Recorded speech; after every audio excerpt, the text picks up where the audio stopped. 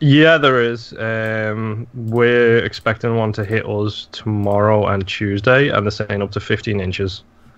They're expecting just over a Tomsy. We're by the way, those jokes have not stopped, and they have 3 years going strong. Yeah, fucking A. Like, goddamn Donnie, dude. We're going through a Santa Ana right now, so it is 86 degrees. Nice. And windy as hell. Oh, fucking hell. So, holy shit. Dude, that Gantz movie was great. Really? Holy crap. I didn't even know it was a thing until I was flipping through, what was that? Netflix. It's on Netflix. Like, it's literally, like, I cannot buy that movie. Oh, that's a bummer. Alright, we're live on YouTube. It's, Gantz Zero. Takes what, like, just before that series takes a turn for the insane. Man, like, that's like the last big like just regular old Gantz hike. Okay. That was sorry. I'm literally scrolling through the titles, and these are some of the funniest and dumbest stuff I've fucking seen. I really, if there's anything I really love about the show, I really love our stupid titles. I always will. I still remember the first episode was on. It's like we called Walmart at 3 a.m.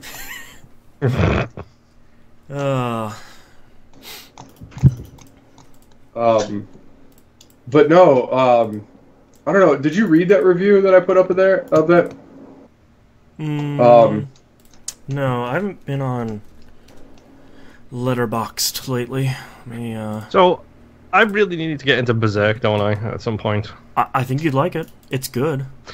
But the funny thing is I wasn't exposed to it, but I love Fisted North Star, which, from what I'm hearing about everybody talking about, it is similar. Yeah. Oh, sorry, let me get my weeaboo on. Haruto no Ken. Get out. Hey, I'm hanging up on you. I emailed the show saying that once. I said, so how you guys doing on Haruto no Ken? And you were both like, what the fuck are you talking about? Yep. That was at the very start of the Gamefly debacle with Nobs. Shit, I still have that game here. The Accountant, Arrival. Which, turn my volume down. Yeah, I think once I post a review on Burnt, I'm gonna watch The Arrival tonight. Yeah, I'm excited to see Arrival. Oh, you watched Duel to the Death again. Man, I gotta see that. I gotta watch that again. Which? Either that. Well, go ahead. I was just wondering what you got to see again. Oh, Duel to the Death. Fuck me, I don't even know. Oh my god, I think that might be the best review I've posted. Yeah, Duel to the Death is. I'm not very familiar with the genre, but I will say I probably won't see another samurai / ninja movie that I'll like more. I can't like I think I was like, come on, it's got kite ninjas and a mic drop. Yeah. Like it's so good. All right, Gantz Zero. It's one of my favorite fucking movies, man. Like I was trying to make like a top 10 list, and I don't know if I could whittle it down to 10. No, I don't. I know like of all time. Yeah. Yeah, I stopped after 3 on mine. I was like, look, Summer Wars, 100% is going on there. I love Scott Pilgrim, and I really like Inception. I might put like Social Network on there, but like Duels to the Death should go on there. Let me do that right now, actually. Because I mean, I think. All right. I got in beef with Mackie this week over the rating of the Fast and the Furious movies. I saw it on Twitter. What's the beef here? He will not accept a Fast and the Furious list where the bottom one is not 4 or 1.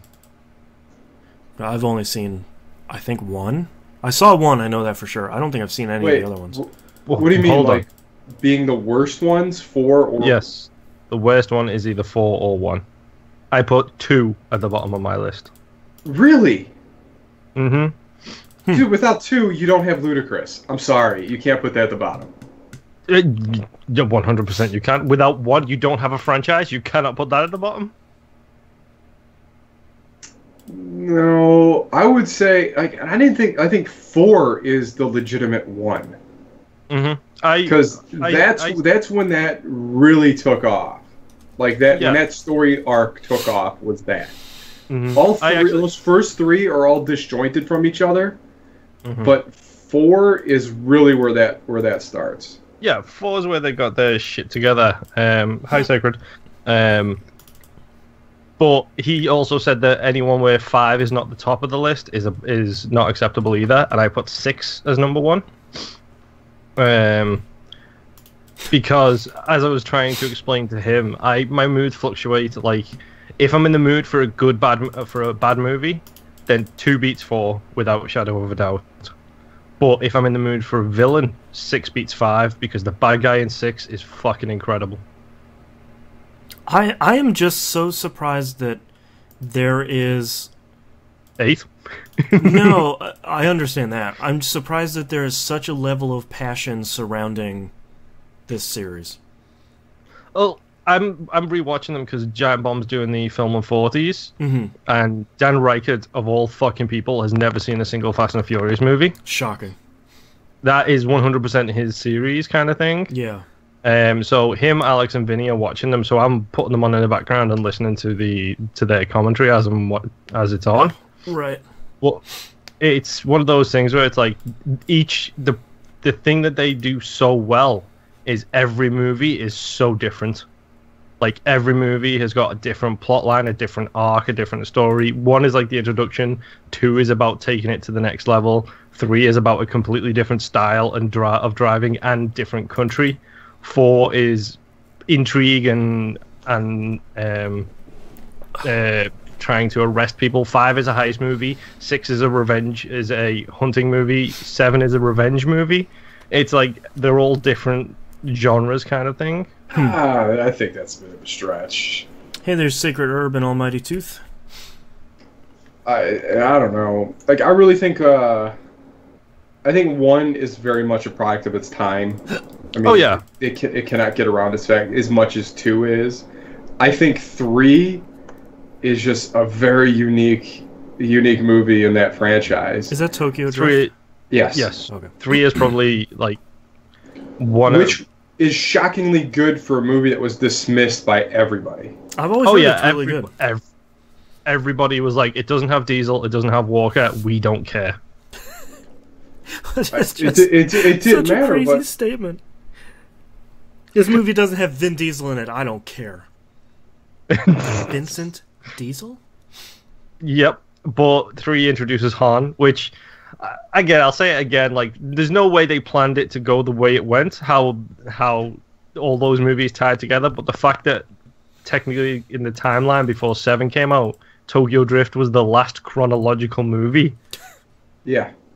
Like, it's...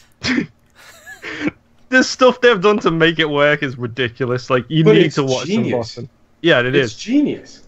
And it's genius what they did. And I think with 4, which I can't think 4 being the worst one, because that's when they started playing the long game. Yeah, 4 is 100% when they got into that kind of thing. And I think that's when they got their ducks in a row, so to speak, and were just like, oh, we can do this and take it this much further kind of thing. I say kind of thing a lot. Okay, so in my whatchamacallit, in my group of favorite movies, I have obviously the Blues Brothers, The Natural, because Robert Redford's just the fucking best. Never seen it. Scott Pilgrim, Network. Network, yeah. Still one of my favorite movies. Empire Strikes Back, Raiders of the Lost Ark. Never seen it. Starship Trooper. I've never seen Raiders. If there's a famous movie that everybody has seen and liked, I haven't seen it. I can guarantee you. Oh, hey, by the way, Nobs, do you want me to go on my I haven't seen popular films thing again? Because I've only seen the first Rambo movie. I haven't seen that. Really, that's the best one. I haven't seen any Rambo movies. Rambo First Blood is fucking great. Oh, yeah. I hear it still holds up.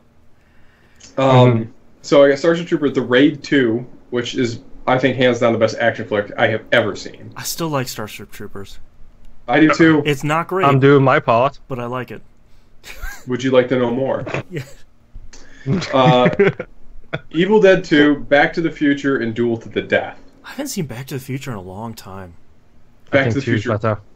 The last... Shut up! It's not! Wait, what'd you say? Back to the Future 2 is better than Back to the Future. Are you smoking rocks?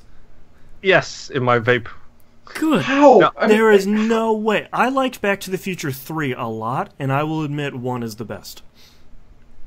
Don't get me wrong, I think 1 is the perfectly written movie. There is no movie I think that is written any better than that movie. I enjoyed 2 more.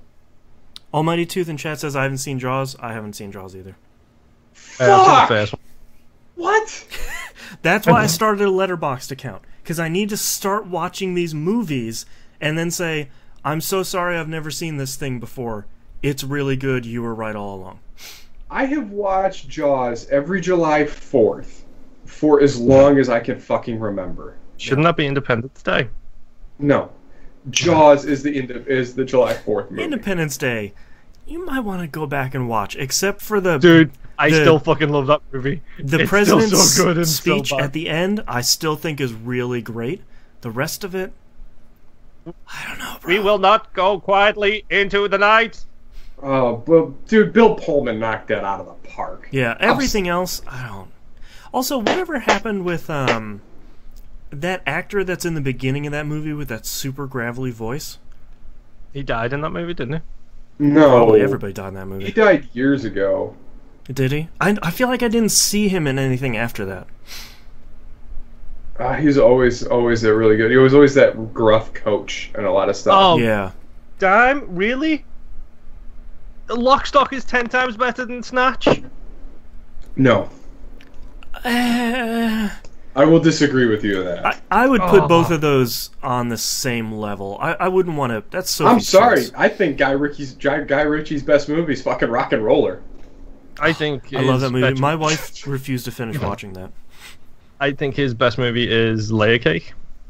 Layer Cake's a really good movie. I think the acting of Rock and Roller is better. I'm sorry. Anything with Mark Strong in it, I am fucking sold. Yeah. Well, yeah. We watched Kingsman on the tablets while the power was out. That's like moving up on my short list here. Kingsman's another one where, alright, so Sean, like I was in a party with Sean the other day, and he was saying, it's like, no one told me that this movie was good. I was like, you motherfucker. Except I did nothing but gush about the Kingsman. Kingsman is so good. Knobs, have you ever seen that? At least 6 months. Have you ever seen that Modern Family episode about the wedge salad? Yes. That's you and Sean. It's like, nobody told me how wedge salad is so good, and you're like, motherfucker, for 2 years I've been telling you this thing is good, and he's like, oh, someone else told me it was, so why didn't you tell me? The best thing for me about Kingsman was, like, my wife is a Bond fanatic. Like, she loves Bond because she's kind of got a thing about suits. Oh, I thought she was going to say Englishman. Oh, dude. Those suits in that, like, I would even wear those fucking onesies those kids are wearing. Mm-hmm. But the funny thing is we went into Kingsman, and she was like, oh, this is going to be a suit movie. And then, like, the main guy in it is a complete chav with his fucking cap and his fucking tracksuit on and stuff. And it's just like, she got so disappointed, and then immediately flipped on it. You know, a movie I thought I would like... What do you mean? But he ends up in the fucking suit. I know! The end of it is great, but she was disappointed at first because not everybody was wearing a suit.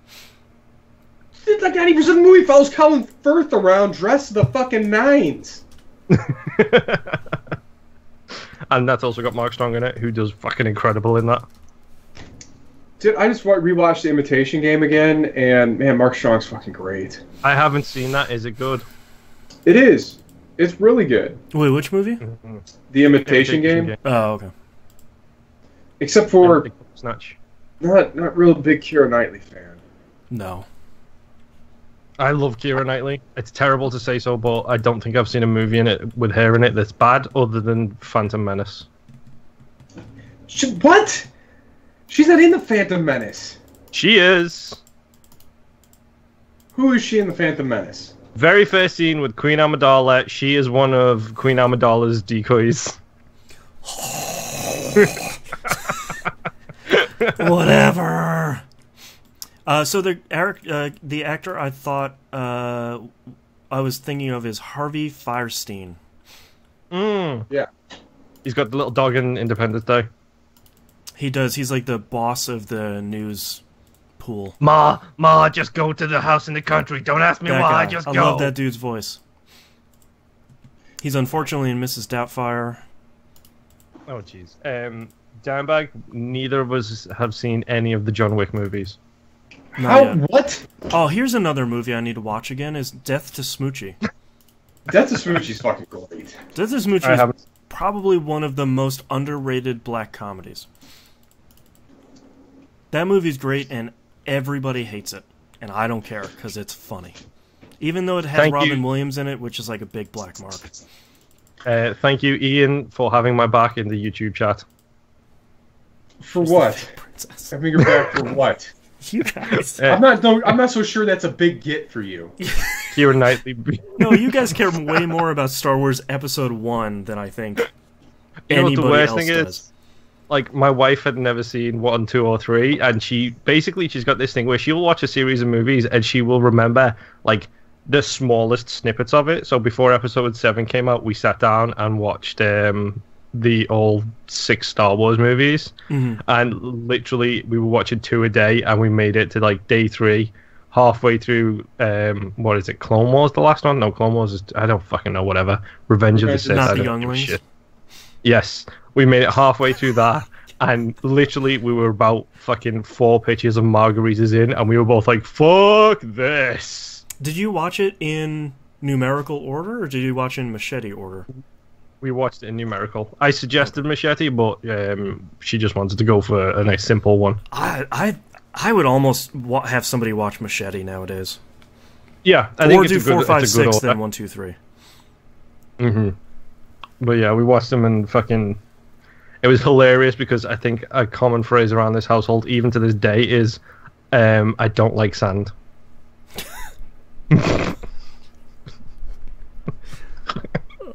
Oh, Jesus. What have I done unleashing this show on the internet?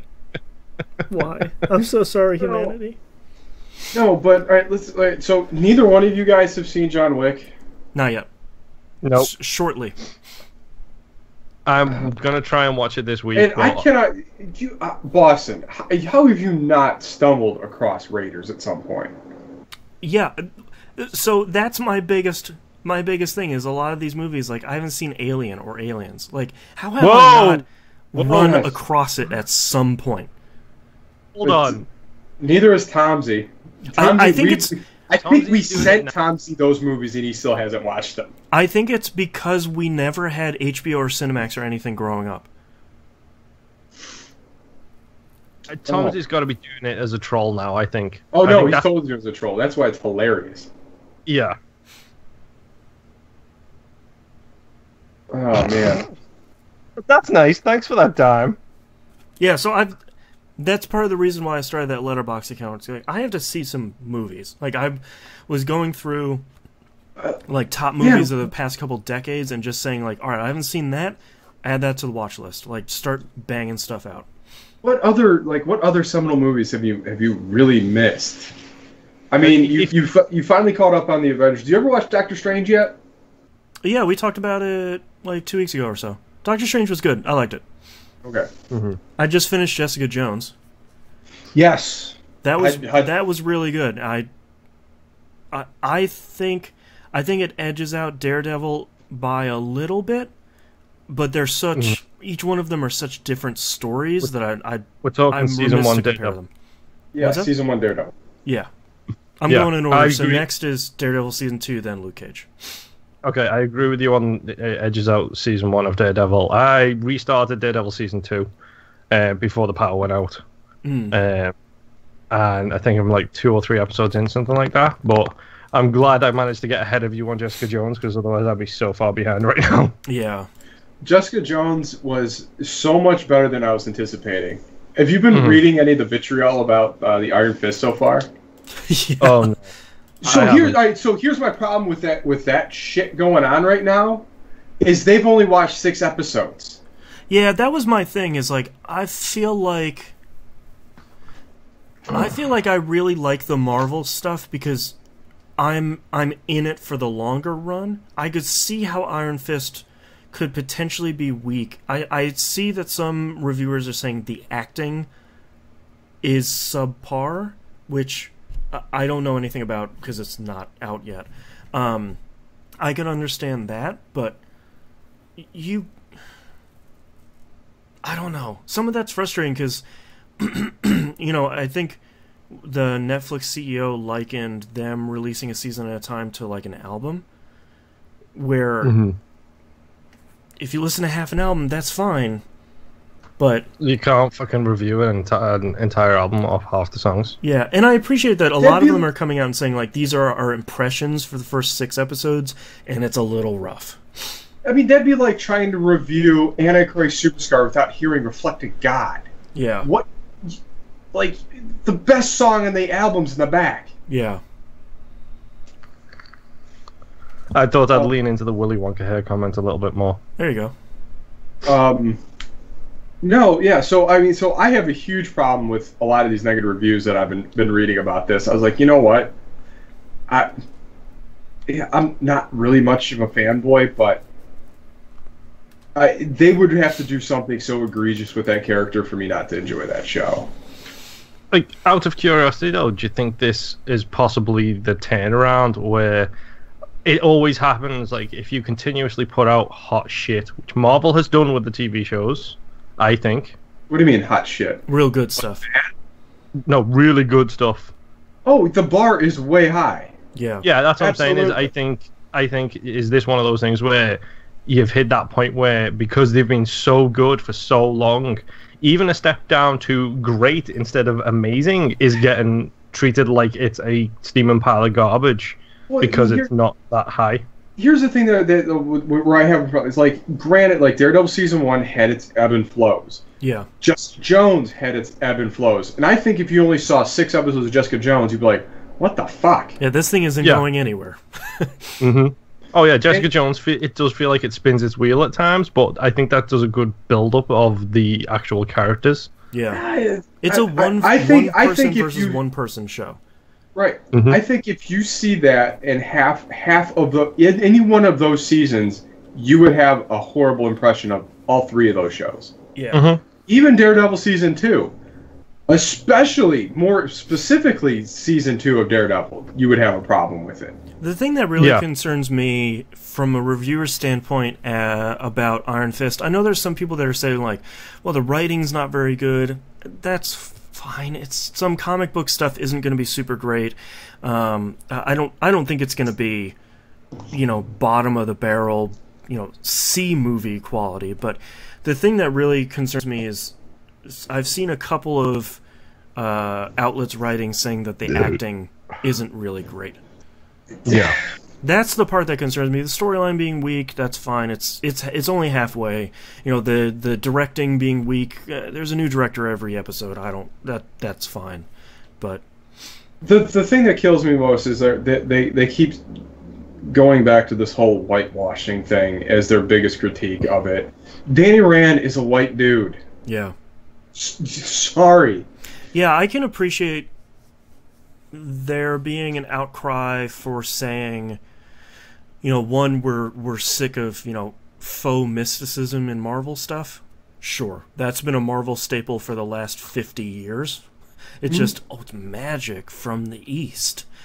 Yeah. Well, I mean, it's the same thing. Well, and I think a lot of it is because of the familiarity that people are going to have with the Doctor Strange franchise. Yeah. Their origin stories are very similar.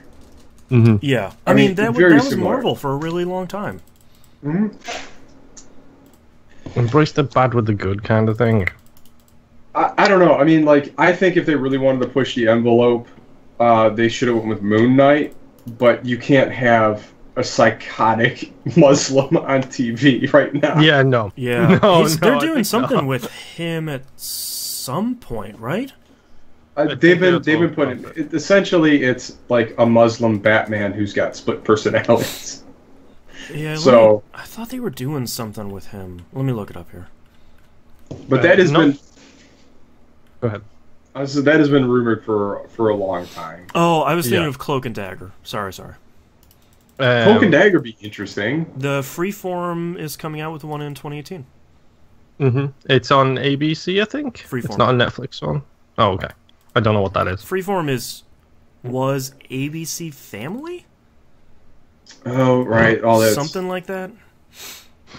I don't know. I hope they just keep pushing out Agents of S.H.I.E.L.D. because I love that stupid show. Oh, Iron Fist comes out on the 17th. Wow, okay. Yeah. Great. It's yeah, like I 5 can't days watch away. it. Oh, this is going to be the last episode I have glasses on, by the way. Oh, yay, LASIK! Oh, I didn't think that was happening so soon. Yeah, neither did I. So, shit. He'll be fine. So, that's Friday.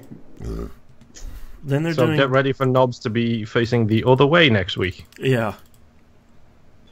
Then they're doing Defenders, and then they're doing Punisher. Who do they have playing as Punisher? No, don't look it up, don't look it up, don't look it up. No spoilers, no nothing, don't touch I it. just want to see who's playing the actor? character. The Punisher is fucking lame, so I don't really care. Whoa! Hold on a minute now. I agree. I mean, the only thing that they ever did cool with the Punisher was the Punisher Max series. Yeah, that's exactly. true. That's my Punisher. Oh, I he hate was in The retard Accountant. Punisher. Yeah. He was also in Walking Dead. Yep. Yeah. He was Shane, I think. I don't recognize that dude at all. It was Shane, yes. Yeah. He's an alright actor. He does a great job as Castle. Yeah, Ian and Chad also... I have to start watching Legion, because that's getting pretty well reviewed. Legion is... I like that character. I don't know how this show has been this good. I really don't. That's what I keep hearing. This last episode, holy shit. Yeah, I gotta start it so I'm not that far behind.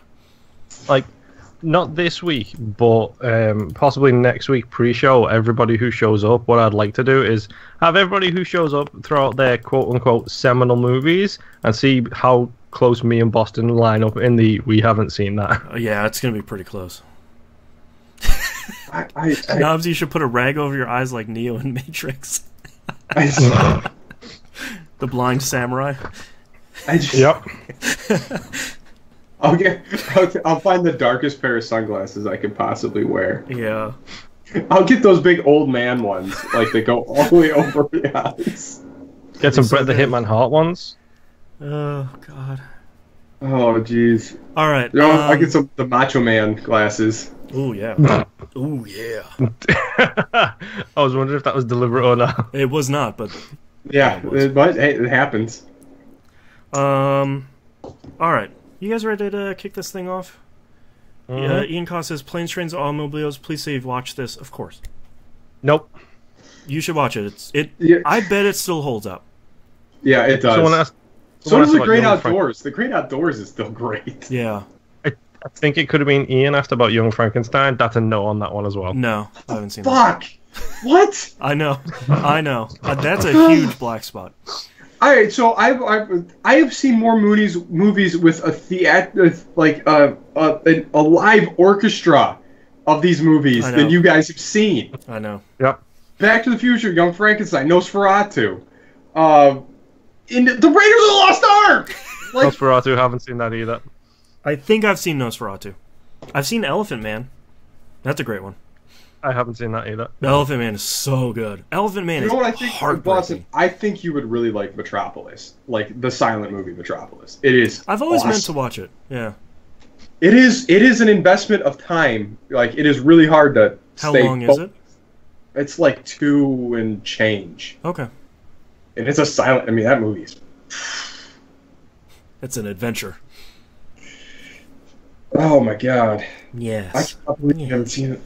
Either one of you. God damn. So yeah, everyone get your lists ready. So much shit that that should be on the citizenship test, is whether you've seen Raiders or not. There you go. Ian Cost says, "What about Bob?" Of course, I've seen that. That's a fantastic movie. I don't even know what that is. You should see it. It's That might be one of my favorite Robert Dreyfuss movies, though. Yeah, it's Robert Dreyfuss and Bill Murray. Bill Murray, yeah. Man, that's a funny movie. I mean, I would understand you guys not seeing like the sports movies, but well, yeah. I mean, I've seen Rudy. I've seen Any Given Sunday. I've seen League of Their Own. Any Given Sunday, I remember being pretty good. Any Given Sunday. I loved Any Given Sunday. Still fucking hate Jamie Foxx from that movie. Yeah. Are you supposed to? I don't remember. Yes. Okay. You are. Willie Beeman. Ugh. Is like same thing with Sean Penn. Like I hate him from Carlito's Way. Yeah. Fucking smarmy lawyer. Dude. I have seen Shawshank Redemption, so nobody write that. Oh, yep, I've seen that one too. And Dimebag, you're wrong. I didn't watch Young Sherlock Holmes. The only thing to do with Sherlock Holmes I have seen is the first 3 seasons of Elementary. Have you seen the 2 movies? No. Oh my god, I fucking love those movies. Guy Ritchie. Those are Guy Ritchie movies. Again. The second one is less good than the first one, but I love this. I think the second one's better than the first one. Gypsies. Field of Dreams, I've seen that. The gypsies don't bother me. I mean, I thought the villain was just the best part of that movie. Yeah, that's true. I have seen Hoosiers. I have seen Watchmen. I haven't seen I haven't seen Hoosiers. I have seen Field of Dreams. I have seen Watchmen. What about Watchmen is one of 2 Zack Snyder movies I like. So what about Bull Durham or The Natural? I just rewatched Bull Durham. That movie's great. I think I've seen both of those. I haven't seen Bull Durham. I haven't seen The Natural. I haven't seen Miracle on Ice. The Fugitive. I've seen that. That's good. The Natural is just such a deviation from the book. It's so good though. Fucking Robert Redford, man.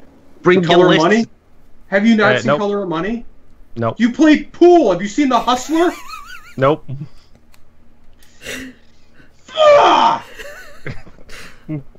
So yeah, everybody, bring your lists next week. Let's get this anger going for the start. Let's start scraping Netflix here. You guys are killing me.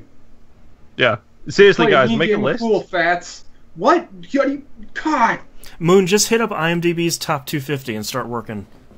I think I've seen like probably about 40 of them. Okay, so you've at least seen Godfather, right? Nope, we talked about this. I haven't seen any of the Godfather movies. See 1 and 2. 1 and 2 are both really good. The worst thing is how much I pick up from just osmosis of pop culture. Like I can quote a bunch of these movies, but it doesn't mean I've fucking seen them. Yeah. Yeah, this is why I'm now with a stay-at-home dad. I'm working through movies. What about Goodfellas or Casino? Goodfellas is so good. No. I've seen Casino. No and no. Goodfellas is so good. Oh. What's the Tarantino one with the suits? I've not seen that one either. Reservoir Dogs? Yeah, Reservoir Dogs is good. Largely.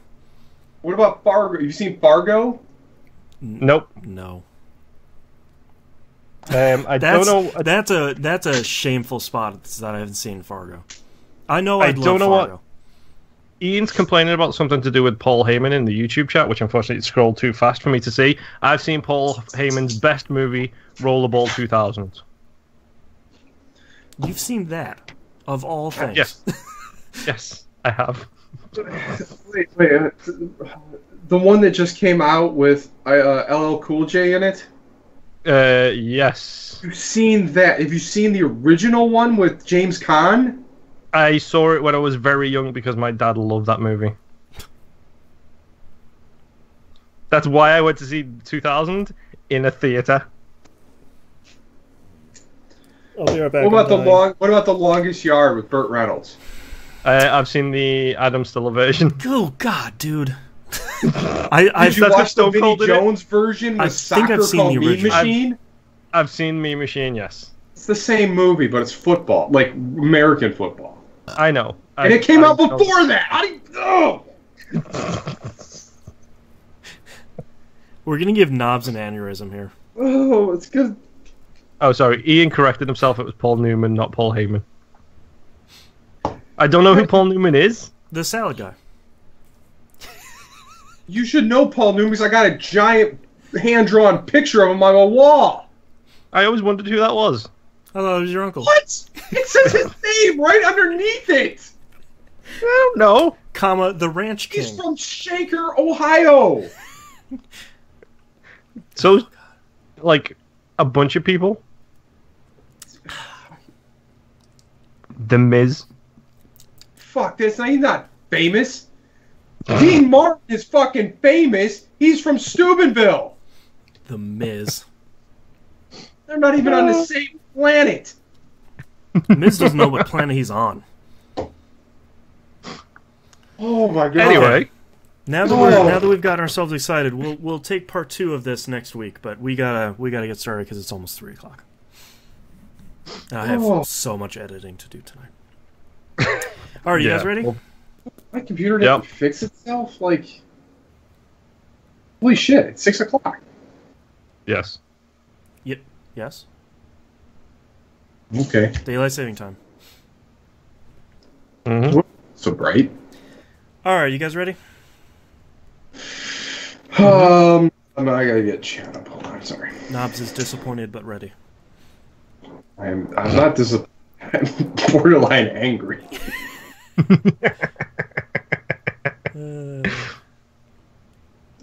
Okay, Twitch chat is awake. All right, starting in 3, 2, 1. Welcome back to another episode of That Video Game Podcast. I'm your host, Boston. Going around the room, we have Knobs. Hi. And we have Moonpier. Howdy. If you want to know why Knobs is disappointed in Moonpier and I, go watch the live stream. You can find it on YouTube. Announcement, business. Let's cover some business here at the beginning. We've gotten a lot of messages lately about people asking us when is Game Club coming back. Right now. So we've been working behind the scenes for a while to bring Game Club back in a little bit of a different fashion, sort of firm it up a little bit, and put some more structure around it. So we are going to be recording a recap of Game Club the third Saturday of every month. So that's when Game Club... I don't know what Knots is doing. That's when Game Club is going to start and finish every month. So third Saturday of every month is when we get a new game, start right away, and we do the recap the month after that. So this month's will be an extra week here because we're a week early. But so there is going to be a little bit different too because we have a larger list of games. There won't be any voting in the short term. It's just going to be a large list that I put in a random.org and it pulls out a game that we talk about at the end of the recap episode. And I have expanded the Game Club definition of games that we're going to be considering. So before Game Club was older and overlooked gems. So, you know, our classic example is... Alpha Protocol. Thank you. Alpha Protocol. Wow. You know, it's overlooked. It's not a perfect game, but it's a hidden gem. Yeah, thank you. It's a hidden gem and something that people should be playing or should at least try. I've expanded the definition to include more recent, potentially overlooked, and often indie games. So, you know, we have stuff like Hyper Light Drifter, we have stuff like Oxenfree, we'll probably have Night in the Woods at some point, we have Brother, A Tale of Two Sons, that sort of stuff. So, putting more games into our hopper here that we can potentially play. Ian Cost starting off with a hot banger in chat. So does that mean Battleborn is the first one? Ba-da-bop, ouch. So the very first the returning game here is Axiom Verge, talking about, you know, downloadable indie titles that we all missed. So we're going to start Axiom Verge basically starting from today, and then we will talk about it the third Saturday of next month. I will put up a thread on the forums shortly and get started. I think it's only about 10 to 12 hours, so you got plenty of time. And then the people that will be on the episode are the exact 3 people that are on this episode. So if you know and love us, we will be back for another episode every month. If you don't like us, tough. Yeah, if you don't like us, I don't stop listening. I guess I don't. What? I don't know. Where did that come from? Yeah, I don't know. So here's the schedule of E1M1 Network shows. First Saturday of every month is PUP. Every Sunday is TVGP, and third Saturday of every month is Game Club. So put them on your calendars. We will be recording Game Club 3 p.m. Pacific, 6 p.m. Eastern. And of course, I'll put that on the site somewhere, and I don't think we have a calendar out there. But anyway, Game Club's back. Go buy or re-download Axiom Verge. We'll be talking about it in a month and a week. So, all that business being done, Knobs, what have you played this past week? Yeah. Too angry, not talking. Alright, well, we had a kind of renaissance in Gears 4 this week again. Okay. We have been playing that game a lot, mostly because the developer plays this up, and I am earning XP for classes that don't need any more XP, because I have now drafted the title of Resident Engineer. Nice. So I think that was the Japanese title for Biohazard. So I got Moon with that one. I'll take it. So essentially, I'm going to build enough machinations to steal everyone's kills. Is my goal. And that is your specialty. So I am peeling off horde members at a clip of probably 2 to 3 to 1 of everybody else. You're basically making the Gears of War 4 version of the old Incredible Machine game, where it's like, yes. I just need to click one thing, and then just everything happens. Well, I mean, funny thing is, so, like, we play with Donnie and I have been teaming up and playing with some random folks on the internets, and sometimes it works, sometimes it doesn't.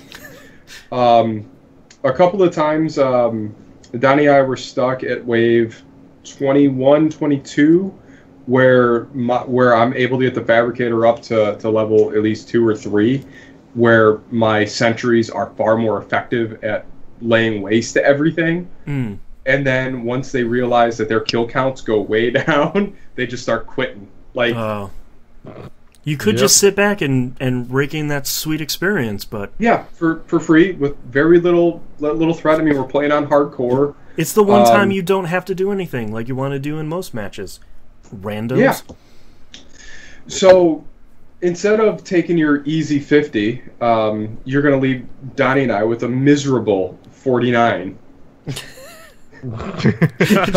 So close. Well, because, I mean, like, granted, like, nothing's really that much of a threat once you get, past 30, and once you get your fabricator up to 4, those things are just literally, like, you set this area over here is this kill box, just let them wander in there, nothing's going to get through, just as long as you keep everything reloaded, everything's cool. Donnie and I actually were set up well enough in one of the matches where we literally made it to wave, I think, 47 before we really started running into problems. And then we drafted Almighty Tooth to come in, and we finished 50 with 3. No problem. Nice. I think that round, I think we went probably a good solid 20-25 rounds with just the two of us. He was the scout, I was the engineer. So that worked out great. The next time that happened didn't work out so well because Donnie was a soldier, and we were starving for money. It was like my lunch money was getting stolen every round. Like, I could not build or repair enough stuff to survive. Out of curiosity, was it this Monday just gone? Because I honestly can't remember. Was it this Monday just gone that we did the insane melee run? No, that was hardcore. No, when we did insane and I ran with them. We did finish insane, didn't we? Yes, we did. Yeah, I just wasn't sure if that was this Monday. I forget about that? Yeah, so we finished insane with we're trying a new tactic with Moon meleeing everyone to maximize the power gain back to us so we could build more stuff faster. I think we had Donnie and I were doing dual engineers, and we were spec'd for specific sets of things we were building. Donnie was spec'd out to build barricades and decoys. I was spec'd out to build turrets and sentries. And I think that worked out pretty well, if I remember right. Yeah, I think we were Fab 4 by the Wave 2022, 23, something like that. So, yeah, it was pretty much just make sure everything's reloaded from that point on. Which, really quick, as a random rundown for people who are interested in playing Scout but don't know, you get double the energy when you pick them up during combat phase. You get standard energy if it's out of combat phase. You get a deposit bonus if you have that card. The way I spec'd my engineer this time was I do more damage with melees, I heal on melees, and I also have an execution bonus, which the melee kill counts as an execution. So I also get so I get double the energy from something if I kill it with an execution. So add that on top of the already double for doing it in combat. And then the deposit bonus, there's a lot of percentages in there to basically mean that you're gathering energy like twice, sometimes 3 times faster than you could. It's just very difficult to do on Insane. Yeah. And the funny thing is, none of us knew we were playing Insane until we were in probably 3 waves. We were like, why are we getting killed so quickly? Oh, it's on Insane. Oh, shit. So anyway, so we had that going on Monday night, and we made it through. Like, no problem. Yep. Donnie immediately thrown out this is too easy, this is a cakewalk, this was insane 50 waves, and it's too easy. Yeah. Well, I mean, same thing with now, like, nothing is really a threat on hardcore at all. Like, you're literally it's just like the grind. It's like the way we used to play normal. It's amazing to the point that we have gotten to just by really just sticking it out and learning how to break the game for our own benefit. Especially with the way I'm pretty much playing every Horde match as a tower defense game. Is trying to figure out where our kill box is going to be and just leave it alone. Mm-hmm. So yeah, that was good. We played again last night with a couple guys. I think one was from Kentucky. I couldn't tell where the other guy was from. They actually invited us into a party. I don't think that has happened ever. Yeah. And they were actually talking. We got in another group where I think we were in a guy with that had gen probably, I don't know what the gold one is. I think that's probably like 4 or 5 times he's gen'd out. This guy was lethal with the sniper rifle, man. Like, just crushing everything. That noise? That is... Is that one of the dogs doing something? Stop! Let me out! Come on! What are you doing? Apologies for anyone listening to the audio version. I don't know what that noise was. No, it was like I have like this leveled out. I got like a pile of tissues like under one of the legs to level it out. Mm-hmm. And apparently that's delicious. So he decided to try and dig. Anyway, yeah. So like we had a couple guys, and then all of a sudden we lost one, and then next thing you know, the next round it's just Donnie and I left in a party. We're like, well, shoot. Fantastic. But yeah, the new maps are cool. The skins or whatnot, nothing really worth fighting for or spending any money on to get at least what I have seen. Yeah. But no, Gear still has it, and I'm really waiting. We're really waiting for them to come out with that Inconceivable to see what that is going to be like. Yeah, now that you're sort of starting to yawn at Insane. And literally last night, I really had to teach Donnie what active reload meant. Oh my god, really? Like the thing that Gears of War does? That series. I was like, so how do you reload? Like, I just shoot until the bullets are gone. And then just let it reload. I was like, god. Okay, so your active reload, Donnie, will give you double damage on the flashing bullets. What are you talking about, flashing bullets? Oh, God. I was like, the white line. He's like, what white line? Oh my, Donnie. Where the bullets come from. For once, this wasn't me explaining it. Thank you. And I was like, Donnie, in the top left-hand corner, you see your gun. Well, yeah. Do you see the bullets? Yeah. Do you see the little bar underneath it? It has a little gray area and a solid white line. Yeah? So when you hit right bumper to reload, that's what you hit to reload? Oh my god, Donnie. Yes, or when you run out of bullets, that line will start traveling, and you try and stop it on that white line. Well, what happens when it turns red? Well, you gotta wait.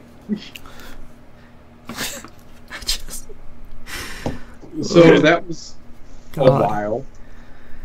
Which, just as an aside, this is the same person who, like, literally 500 hours in Battlefield 4 couldn't start a squad. Yeah, well, still. Yeah, that makes sense. In all fairness, that's not the most intuitive thing in the world either. Oh, it's not. Not as easy as reloading a gun. Well, the funny thing is, so he's the person that hates group messages, but always starts them, and always spams the crap out of them, and then leaves. That's why he hates the first one to leave the group message is him. He throws a grenade and closes the door. And laughs. It's like getting X-bombed in college. That's a thing I haven't thought about for a while. Every time. Like, he literally put some pennies on the thing, put the nozzle down, and throw it in a room, and hold the door shut and laugh. Yep. So, that's our Donnie. So and he's always... He's like, all right, can someone else host this? Donnie, you already started this. Donnie, you are hosting it. How do I start the game? Donnie, what are you doing, Donnie? It's at the bottom of the screen. That is literally the start of almost every match. Oh my god. Every match. Yep. And then fiery invites left and right. That's what he does. He's my favorite. Oh yeah. My favorite one is like 4 people in a lobby, 1 slot open, 4 invites get sent out. Hey, it says party's full. What's going on? One particular player, no, everyone gets an invite every time. Man. Whoever's first to the party. Yep. That's usually first come, first serve. So join us for our shenanigans all week long. This and more. It's fun. It is. Donnie was really shy around some random people, though. It was kind of weird. He's always the same. He was quiet as a mouse the first time he met me. He was quiet as a mouse the first time he met my dad and my wife. And then, like, give him 2 sittings and he's just, like, he's all over the place. Then it's all coming. Oh yeah, slip it in. Like, what? What are you talking about? Donnie, who is this? Like him making his weird noises. It is something to experience because, like, I'm not doing it justice on how funny it could it is when it happens, especially when it's nowhere. Real. What? It's literally when it's the quietest moment, and then all of a sudden, just something weird flies out. Yeah. And all bets are off. I still think call the 616 kids because these juvies are getting used was still one of the funniest things I've heard in Keep Gaming. I think we literally had to stop playing because all 5 of us were laughing too hard. That's pretty good. Oh, man. And then the other game I played this week, and I started it today, was Lovers in a Dangerous Spacetime.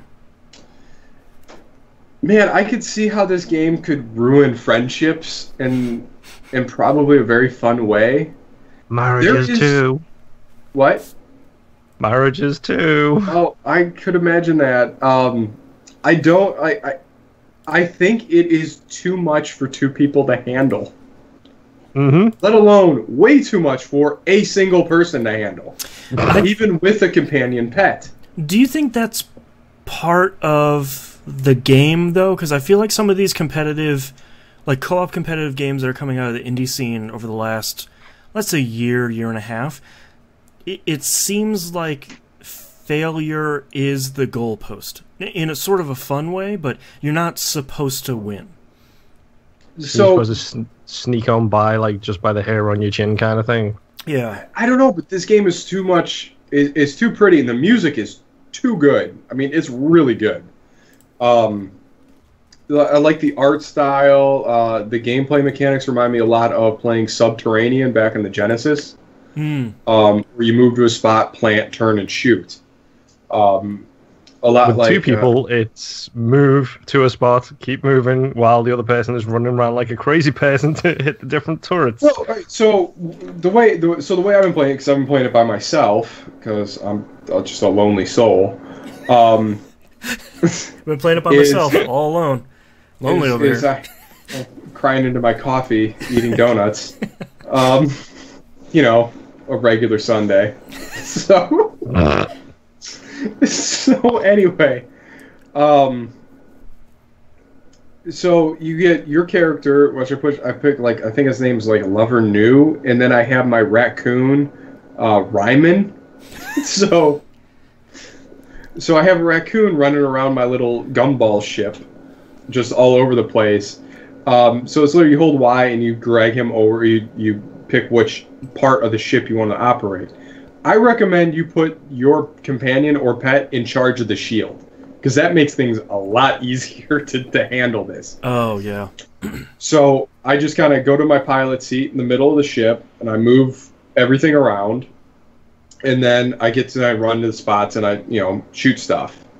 So it is really, really good. I really like this game a lot. So I know part of it is you're trying to pilot this ship through something. What's the end game? Are you trying to get from point A to point B, or are you trying to do an objective?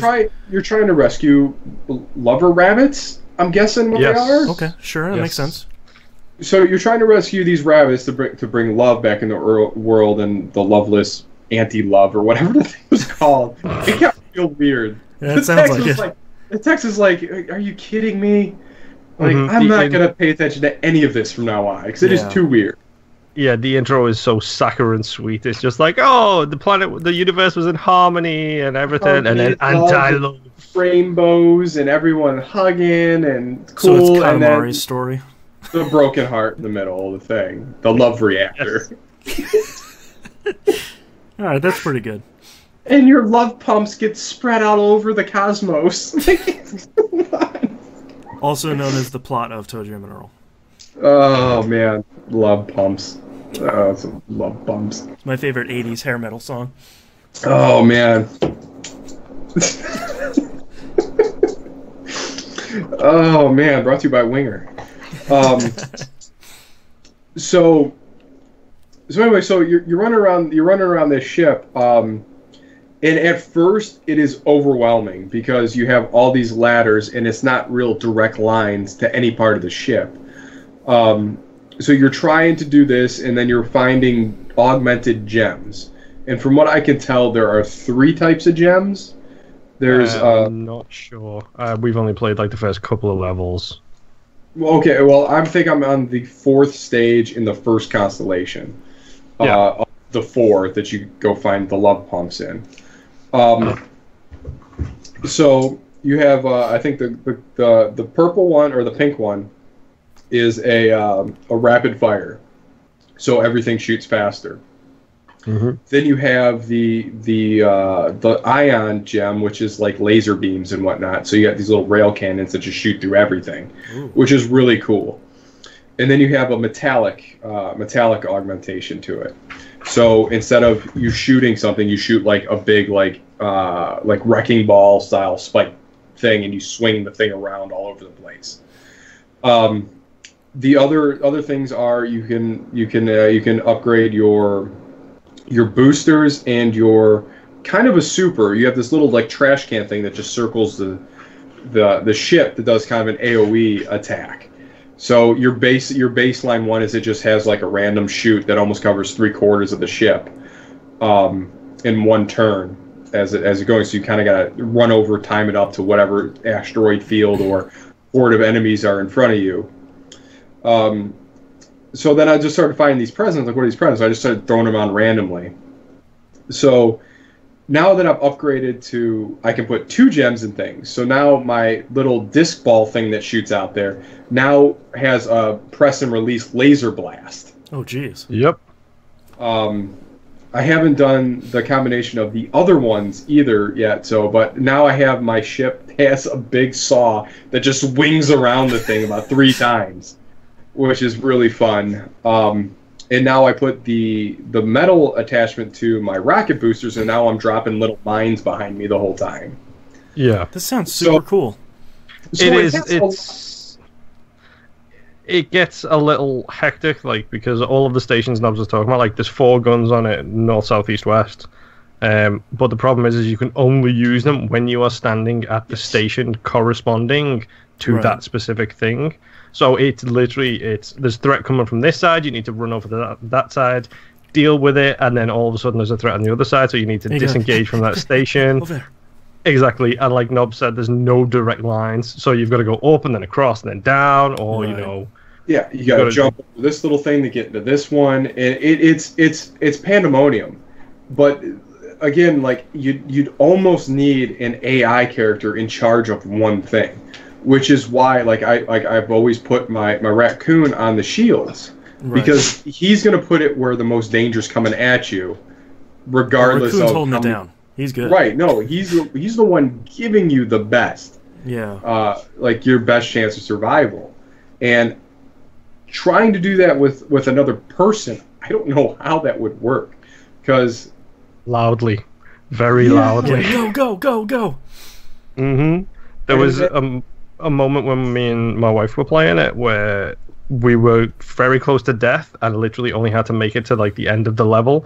So I just jumped on the engines and just powered us to the end. I don't care if I'm crashing into people. I don't care what I'm doing. Yeah, the Left 4 Dead plan where it's like, I'm just getting in that doorway and closing it. I don't care about anybody else. I strongly recommend putting a metallic gem on the shields because it gives you like a spiked battering ram. Oh, wow. Ah, that's handy. That's cool. It is. It is really nice. And having the jets dropping whatchamacallits too, the little spike bombs, which is really cool. Have you done the wormhole yet? No, we haven't. We literally played a couple of levels of it, and then we were both like, we need to take a break from this for now. Okay, so this was a surprise. So you have like the open world kind of aspect. You have this big thing. You're trying to find little bunny lovers to rescue, to open up the heart locks to get to the next level. So once that's set, like once you get that, there are normally you have to get 5 to finish the level, but there are 10 on every one to add upgrades to your ship. So the amount of saviors or lovers you find in the world allows you to add like these. Now I have the 2 gems I set up on my lasers now, or the battery cannons around all 4 ports of the ship. So now I can have 2, so I have like 2 augmentations gems per which ones. And once they're on there, you can't change them until you get the end of the level, and then you get a little repair box where you just literally knock them off. So you knock them off the pedestal, and then you can reassign them to other things. So it's kind of, you might need to think about it, because I was just throwing stuff on it and seeing what happens. Yep. So that's what we did. So now I know you're going to earn a lot more of these little gems or the little presents that you can play with. So now I'm kind of seeing how I really want to outfit this ship and have a good time with it. That's cool. That sounds really cool. So you have your baseline is you're running around like an area, and this. So did you get to the part where you have planetary gravity yet? Yes. And you can you can put yourself in orbit. It's so cool. That is really cool. So you have these little planets that have their like little gravity rings, and depending on how fast you enter into a gravitational pull of a planet is how fast you'll rotate it. Oh wow. Except when the planets are really close to each other, and then you start bouncing off orbits from one to the next, and then you get caught in the wrong one, and you go slamming into a planet that does a ridiculous amount of damage to your gumball ship. Yep. So you got to kind of pay attention to that. You just can't just sit there and run and shoot. But the third one, I think, is where I jumped into a wormhole. So you have a hyperdrive that gets attached to your rocket thing, but it's really sensitive, so you got to protect it. So now you not only do you have to kind of shield yourself from this, but then you have you and your companion trying to just fend off the waves of hordes that are coming at you. I think it was 12 waves you have to survive to get through it, but it was really cool because that way you're not stuck maneuvering around everywhere, which is really cool. Yeah. The art style in it as well is just so good. Like, it's very cutesy, it's very simple, but it's a really nice art style. Very vivid. It's like super neon and 80s feeling. Yeah, it looks great. And in all seriousness, the music is outstanding. Yeah, I actually looked up what composer that is. That's the first soundtrack that guy has listed on his Bandcamp page. So, that's pretty great. It's really good. It's right up there for me for the style, like the game style, and the music matches so well as Shatter matched modules. Yeah, like that on point and that good, because you could spend a limited amount of time in this place. I think the last level it took me a half an hour to get through. Yeah, and it didn't feel like a half an hour. Like no, it flies. Like it feels like you're playing it for a couple of minutes, and you look up, it's like, oh, 5 hours have gone past. Yeah, I wouldn't say 5 hours, but an hour is surprising. Yeah, a half an hour was surprising.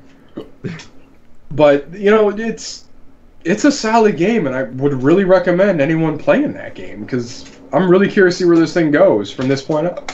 Because it's a very simple gameplay, but it's very chaotic, and you really need to be engaged and paying attention to really succeed. So I really recommend Lovers in a Dangerous Time Space. Cool. Spacetime. So what you played, Moon?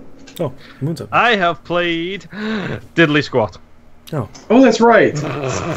the great windstorm of New York. Yes.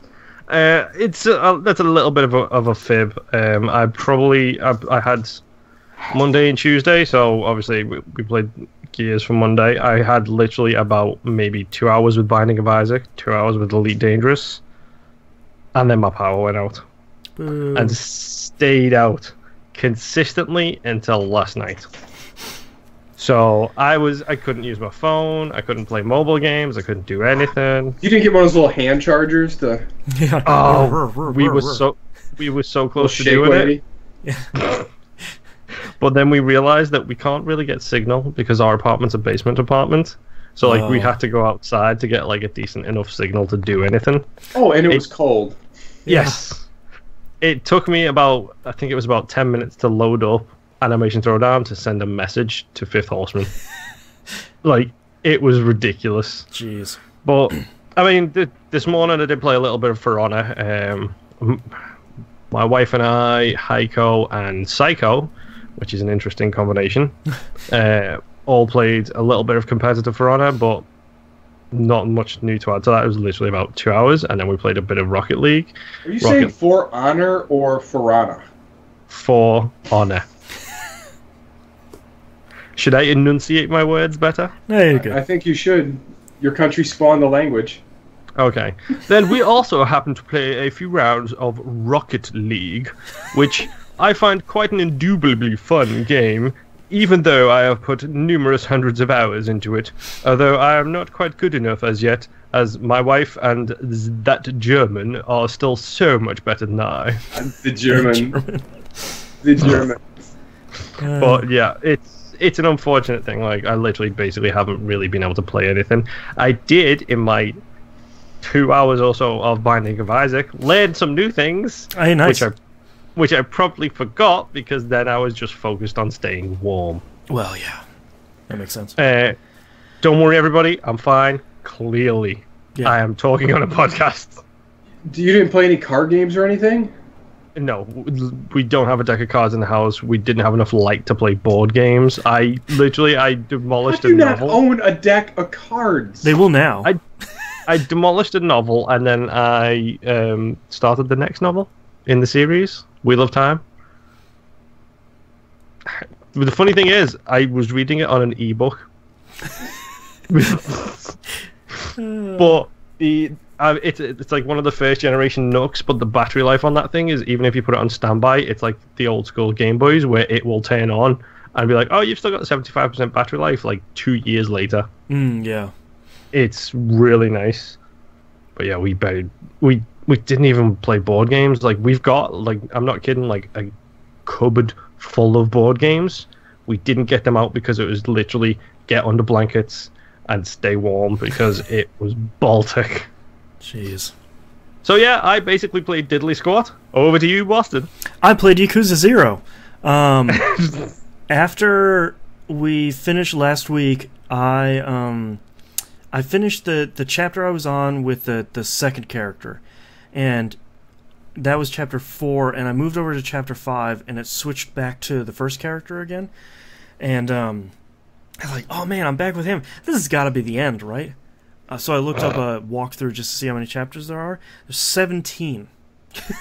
So I am moving way faster through that game now. I'm on chapter 7.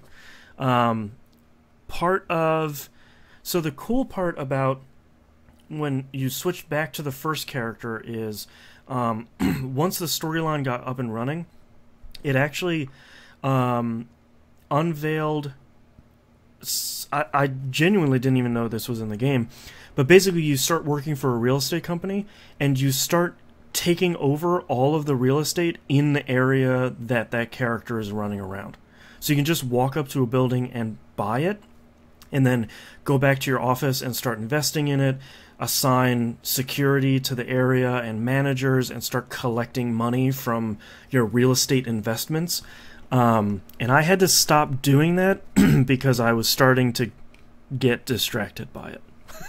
So you Godfathered it. The game, that is. I haven't seen the movie, just the game. I don't know anything about the game. I'm surprised at every turn how much stuff this game has in it. Because I thought, oh, well, you have this small open world area, and you have all these mini games and all these restaurants and bars to go to and all these side quests and everything, and then you switch back to your first character and it's like, by the way, now you can just take over the entire area you're in and start, there's 5 areas and there's 5 people that control them, and you're taking over their real estate areas and fighting them to get more stuff, and you're recruiting people that you've done side quests for earlier in the game as employees for your new company. Oh, wow. Which is really good. And every once in a while you'll do a side quest, and then I just did another side quest with the Michael Jackson character, and he came to work for me because he was bored and he wanted to help me out. So now I have Miracle Jones working for me, and wow. He's very expensive, but he does pretty good work. So I'm pretty happy. I can always tell when you get a little bit too into stuff, because that's when you start tweeting screenshots about it. Yeah. Your slot car racing. Then all of the screenshots this week about that, it was just so fantastic. Yakuza 0 is so screenshotable, though, because, I missed one the other day, where I was doing this side quest for a woman that doesn't speak Japanese very well, so I thought that she needed a pizza. So I went to go get a pizza and deliver it to her. And then she got in trouble with someone that wanted to come and beat her up.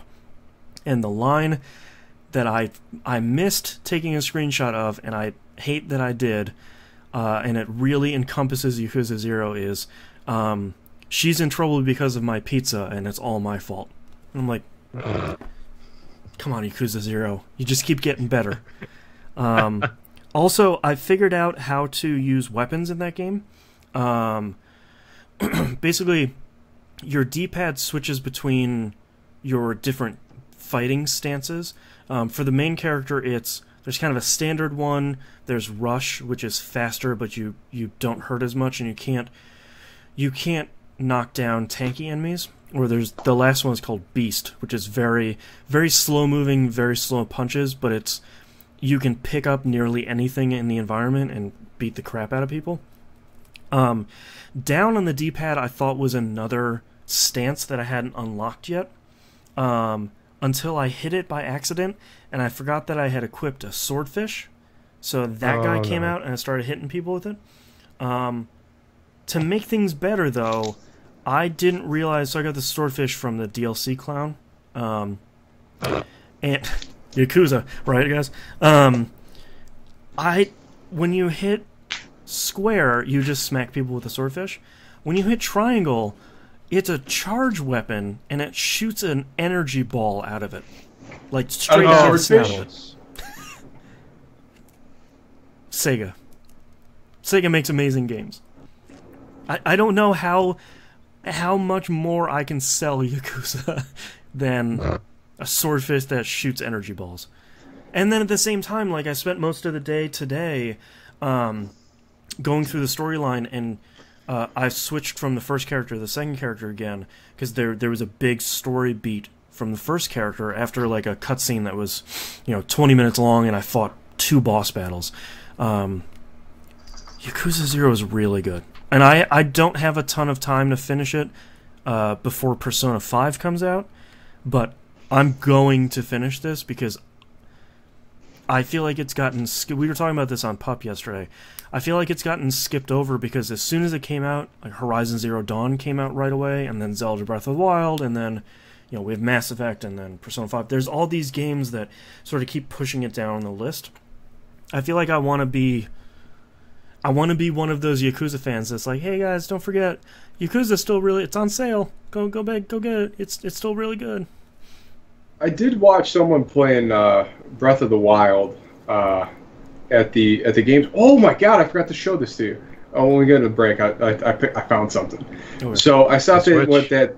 No, we would have talked about that. No, come on, really crazy. You see, even he's like, yeah, right.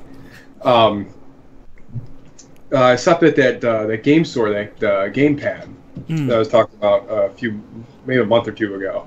I stopped in there and just to see if they had something because I didn't know that Ultimate Marvel's Capcom 3 was a digital-only release. Oh, I didn't either. I thought that had a box. Oh, geez. No, because I stopped at the store because I need to buy this for a 4th time because naturally. I really love that game that much. Yeah. Really. I don't know. I like Wesker. Besides the point, but there was a dude in there, or a kid, I should say, playing Breath of the Wild. Yeah, a wee dude. And I sat there and watched him. And I was sitting there talking, and he's like, "Oh man, this is like Game of the Year stuff." I'm like, sure, man. So he's like, "No, check this out." And he's like, "You literally can go anywhere in this environment." I was like, "Really?" And he just started climbing some random tree. I was like, that's pretty neat. Yeah. And he started climbing some rocks and found this secret in this one area and was watching the combo system. I was like, this is pretty cool. Hey, by the way, you should watch out because Shinron's coming to get you. And here comes this big snaky dragon. He's like, oh, all right, I'll run away from him. Then he starts fighting this rock monster. And I'm like, that's really cool. How that whole thing works and, the charge attacks and whatnot. And I was like, that game looks really good. Yeah, I'm not interested in that thing at all, but man. The thing that I'm really excited about is from everything I've seen, they've fixed the problem I have with Zelda games, where there's no tutorial, really. Like, you wake up, you climb out of a cave, and then it kind of just lets you start playing the game. There's a whole island, or like a plateau you start out in, and you sort of have to pick up a couple items there before it lets you leave. But that's really it. And it's not like this big, here, come Link, let's carry this thing over. The dumb stuff that Zelda's been doing for the last 10 years. Yeah, it seems so decidedly different. Yeah. Yeah, so Yakuza 0 is still really good, though. And apparently Breath of the Wild is, too, but it will be a while before I get that. But yeah, I'm on chapter... I just started chapter 7 this morning of Yakuza 0, so I'm making my way there, and I don't think I have... The second character has something like the real estate management thing, but apparently it's a much smaller thing. So I don't think I'll get that sucked into it. I don't like that character as much as the first one. He's fine, but I like the first guy better. So I probably won't spend too much time there. So hopefully I can knock this out before Persona 5 comes out next month. Fingers crossed. I only get like an hour per day, so we'll Are see. you picking up Andromeda?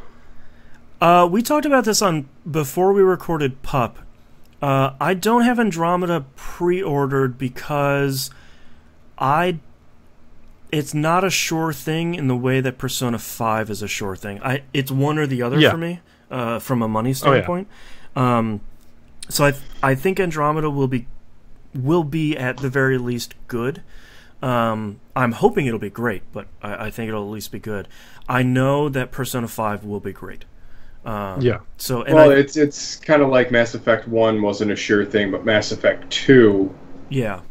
Yeah. And I feel like reviews and critical reception probably a week or two after Andromeda comes out and everybody's sort of settled in, I feel like that will be reflective of it. I think it's going to review pretty well, and I think it's going to be good, but I don't think it's a guarantee in the way that I know Persona 5 will be a game of the year for me. I mean, it also helps that like Persona 5 has been out for a while in other territories. Exactly, yeah. So if you look at people on Twitter who are Japanese speakers and they're like, Persona 5 is so good, it's just like 4 or it's this, that, and the other, whereas nobody can say that about Andromeda right now. Well, and I feel like the thing... Oh, go ahead. No, I was going to say, are they going to rebrand the original Mass Effect as Mass Effect Milky Way now? That'd be great. I think the thing, too, about Persona is that when you look at Atlus's Shin Megami Tensei line, there really haven't been missteps. So I feel like they have the JRPG trust, especially after 3 was really good and 4 was even better. I think when you look at Persona 5, I think that's a game for me that's a no-brainer. Yeah, if it was on a platform of my own, I would already have it pre-ordered. Yeah. Do you have a PS3? No, I left my PS3 at home because it was one of the launch PS3s. I have a launch PS3 too, and every once in a while I look at it, I'm like, that thing's dead, right? That it's got to be dead. Before I left, mine's the exact same. Yeah, the backwards compatible one. Yep. Yeah, mine was the exact same one. Before I left, I give it to a friend of mine who's got he's got PS3s, he's got PS4s, he's a big JRPG fan as well, and I literally switched it on to make sure it still works. And I was like, "Yep, it still works. There you go. There's your PS3." Here's the memory card adapter. Good luck. Yeah. Here's your time bomb. Yeah. You're welcome. But that's all I've been playing this week. So let's take a break. All right. I gotta grab this. What did you do, you stupid cat? Hopefully we can knock out this second segment pretty quickly so I can go to the bathroom. You want to go to the bathroom? Do go. No, it's, not a number one. Yes. No, my wife came in, a couple of minutes ago and literally dumped one of the cats on the bed, and he's in the sin bin now because I closed the door. So... Sin bin? I know he's done something naughty. He's literally sitting next to the door looking at it as we say, "Can I go out now?" Has it been long enough? Oh, God. Alright, so now... I need to look at the Marvel Cinematic Universe wiki page here. I think you're up to date. I think Daredevil Season 2 is up next. Yeah, and then Luke Cage. And then I'll be... Yep. Well, and then Iron Fist will be out, so I'll... Yep, and then Guardians is out soon as well. Yeah, I have to wait for that to come home, though. No movie theater outings for quite a while. Yeah, I'm so lucky I don't have a kid here, because the second that comes out, I'm going to try and go see it day one in matinee. I was going to go see Logan until, Power and Cold. Yeah, that's true. All right. So here's something I never really had in my collection. Really? It's that Space Shuttle 5. Do I have a copy? I think I have a copy of that. So... Does it have the holographic cover? Yep. Nice. That's... Yeah. Kick. That's pretty cool. Up, down, left, right. Chew. Space Michael and everything. I was surprised that this was the one they had actually there. I'm like, you know what? Even if I do own it, who doesn't need another copy of Space Channel 5? Yeah. Go kick some Malorians' butts. Yeah. Chew. If you guys are ever in this area, which I don't see why you ever would be, well, I'd send pictures of the local game store we have. It's a mom and pop place as well. I sent it to Soulman, and Soulman was like, "Where was that?" Because he was in this area due to work stuff, and he was kind of disappointed that he didn't get to see it, I think. The But yeah, I mean this place. I mean they have all the consoles set up like in like this large kind of arena setup and whatnot. And it was. That's pretty cool. It's a. I mean, there's a dude there hanging out every day playing games. Breath of the Wild. Yeah. I know there's one near me. I haven't had a chance to go see it though. It's in a weird spot in town. So I think I'm gonna just order games from them from now on. Might as well. I mean, I'm not letting you out, you asshole. Why? What did he do? Yeah, I don't know. I just know he got thrown in here. He's a cat. He did something. All right, let's try and knock this. Scuttle up with its own Instagram account. Yeah, let's try and knock out this next segment. So I've been up here for too long, and I have to edit both episodes. How the fuck do you say that? Danganronpa? Danganronpa. Danganronpa.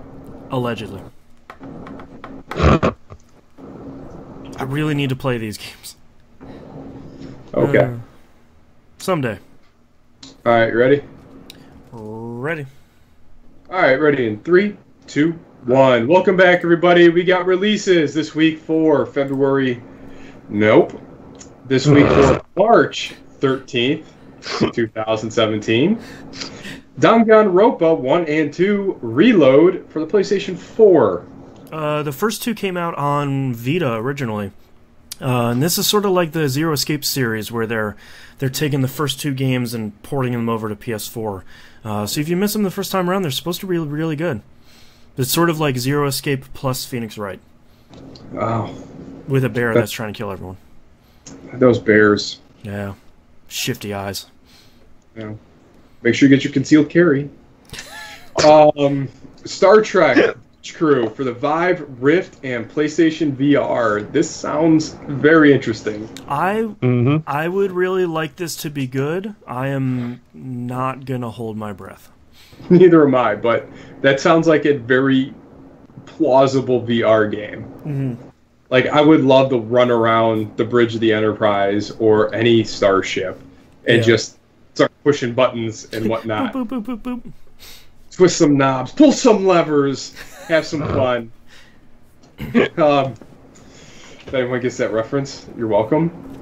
And Styx, Shards of Darkness for PC, PlayStation 4, and Xbox One. I still need to play the first one. Yeah, I was just about to say, the first one is apparently kind of a sleeper gem. Ooh, would be perfect for Game Club. Let me open that up here. Apparently the first one is kind of this fantasy, you're an orc that's sort of I guess kind of a Wetworks agent, and you're doing some it's like a assassinations. stealth. A Wetworks orc? Yeah. Yes. You're like a stealth. Okay. It's a stealth action game. Work complete. Murder complete. Job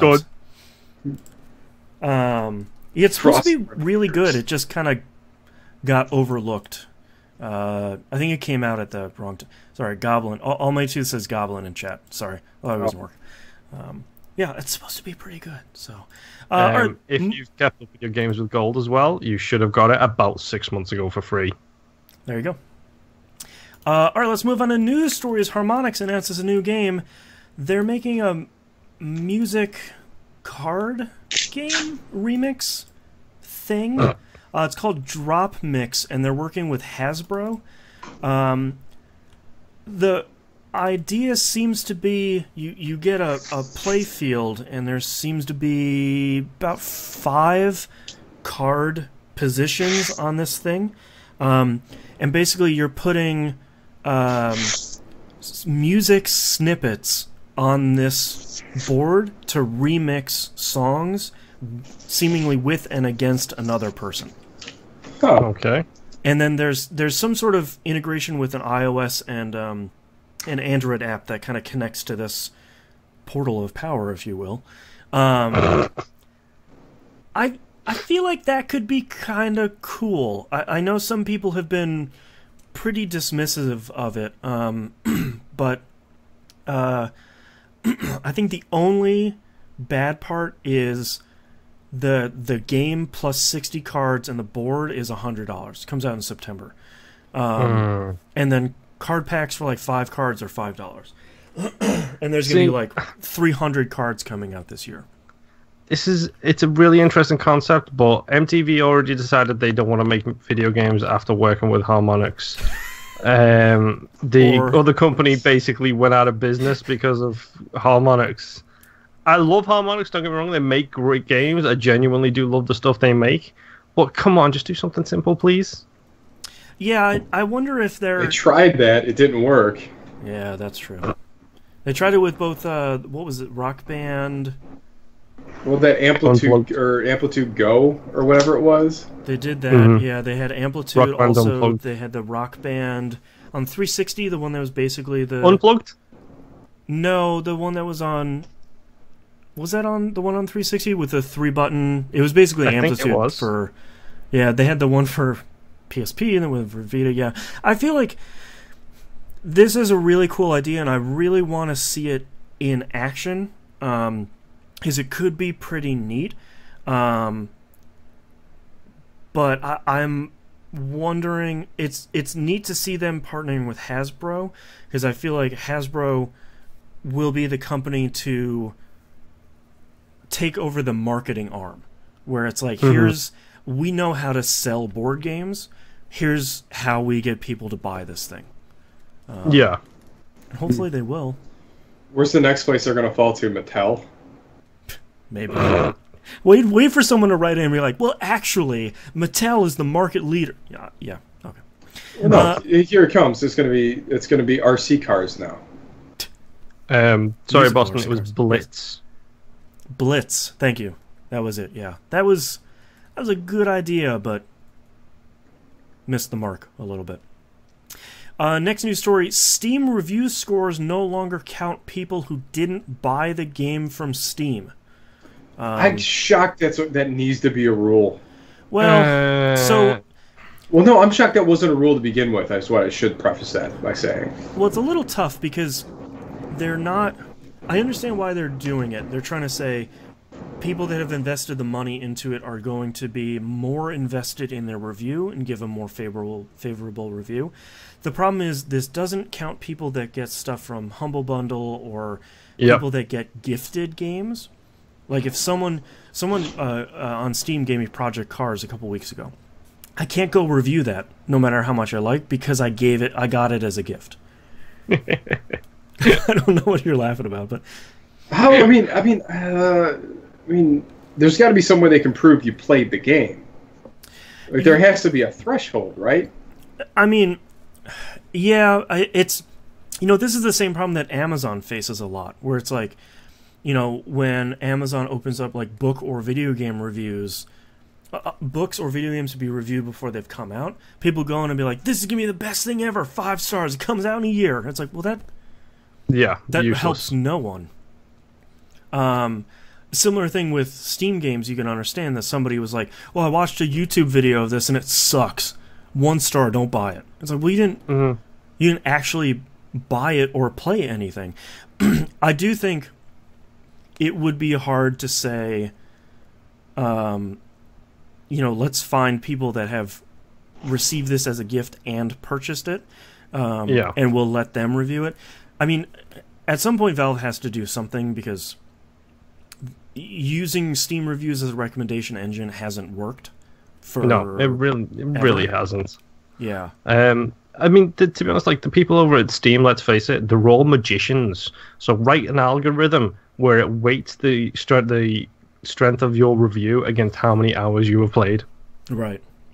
If someone puts 1 hour in and then gives it like 0 stars, okay, yeah, it might be a 0-star game and it might only be worth the hour of input. But if someone then puts 180 hours into that game and gives it 5, that's weighted higher.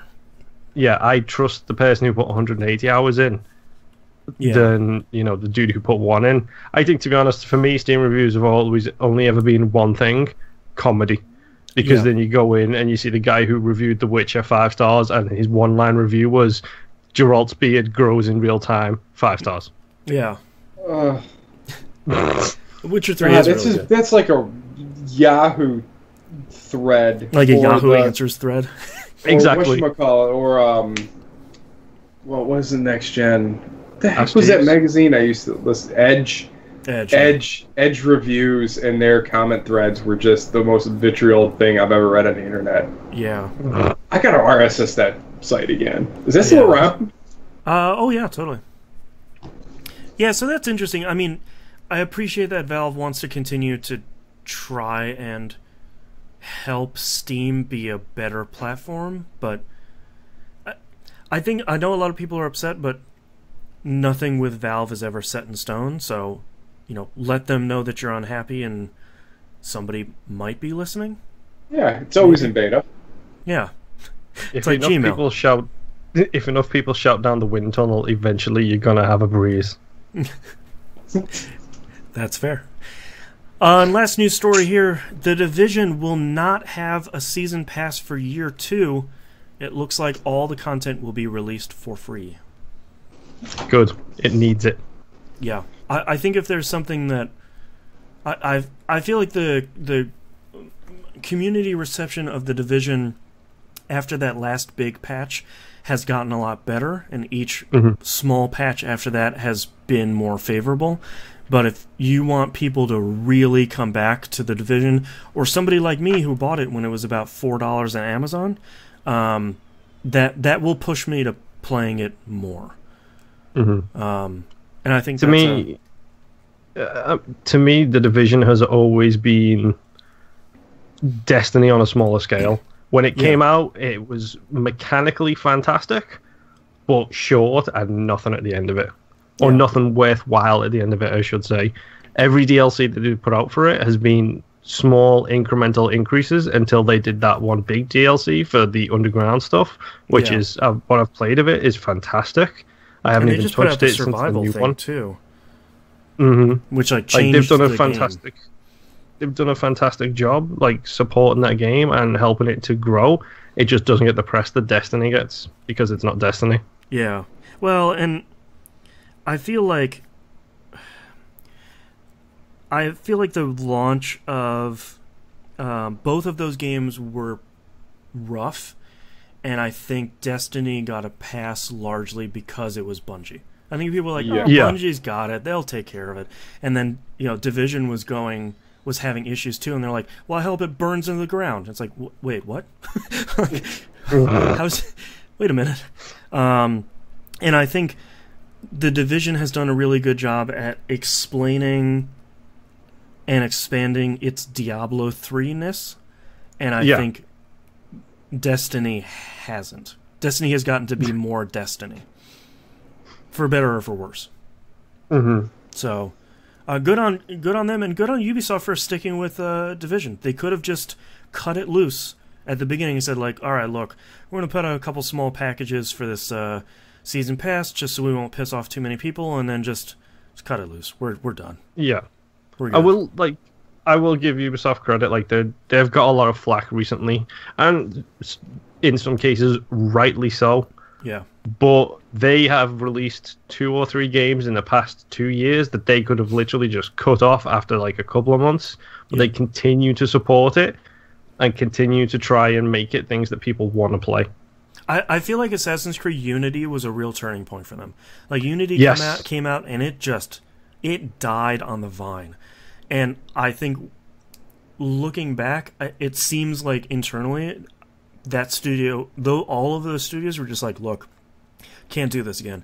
Don't just keep pooping out games one after another. I mean, that's why we got this new Assassin's Creed delayed. We'll probably see it at E3 this year. But, you know, that's why they skipped a year with Assassin's Creed. I think they looked at it and said, like, all right, we're going to put Syndicate out. We have faith in that game. But after that, like, let's take a breather here. We're having a little bit of rough stuff. So, wrestling hour. All right, let's move on to tweets. Troupert writes in with 2 questions here. It says, do you guys think it's odd that we as gamers will spend $300+ on the Nintendo Switch but refuse to buy Xbox One at launch? I think you have to remember the DRM controversy of the Xbox One. Yeah, and the lack of Xboxes and Microsoft's ability to change that public consciousness. Yeah. Because they changed it, but the public didn't know. Yeah, John right. Q, Street Fighter fan, still thought it was a DRM machine. Yeah, I can't even lend my friend these games. And Sony made a video about it. He just handed it to his friend. Like, that, they never recovered from that up until, like, a year ago. Mm-hmm. So, and I feel like with the Switch, Nintendo was quiet, but I think it worked in their favor, because when they came out, guns blazing, a week before it came out, they were able to say, like, here's this cool new thing. It's got the dock and got these two things you wiggle around, and 1-2 switch. It's out next week. Yeah, like, it's also probably worth mentioning that the Xbox was, what, $500 at launch? I'll look it up. Yeah. Because it wasn't of the Kinect and everything. $500 with the Kinect, yeah. Yeah, so which, I mean, you know, much more. And I think, you know, I think Nintendo's consoles get sometimes unfairly criticized for being Nintendo machines. But I think from a marketing standpoint, that really works for them. A new console comes out, and you're going to have a Mario and a Mario Kart and a Zelda and probably another. You're going to have a new Splatoon, which some people liked. You can have a handful of games that you know and love, and it's $300 and you'll get at least some of those. And this one comes with Zelda, so it's also worth as well. It doesn't have competition. Yeah. The PS4 Pro's just come out. The Scorpio's not till later this year, but at the end of the day, there's not another console being released within 2 weeks of this one being released. Mm-hmm. Well, this is a normal Nintendo release. Once the hardware has been out for a while. I think the only one they ever really rushed was the Wii U. Like, it seemed to come out at a weird time. Yeah. And like the PS4 Pro and the Scorpio are not direct competitors to this console at all. They couldn't be more different. So, you know, the market, the John Q Street Fighter fan market was waiting for a new Nintendo thing, and it was long enough. And a lot of these people probably didn't buy a Wii U because it wasn't different enough from the Wii in the way that the Switch is different from the Wii. Right. So if you think about it, the last even in name alone. That's true, and I think the last console that they might have purchased from Nintendo either was a DS or a Wii, and not a Wii U.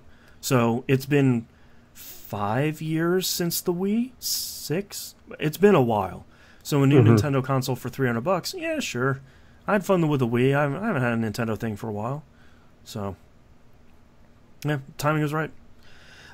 Next question is, when do you guys think Sony and Microsoft will end production of PS4 Slim and Xbox One S and go full-time Pro and Scorpio?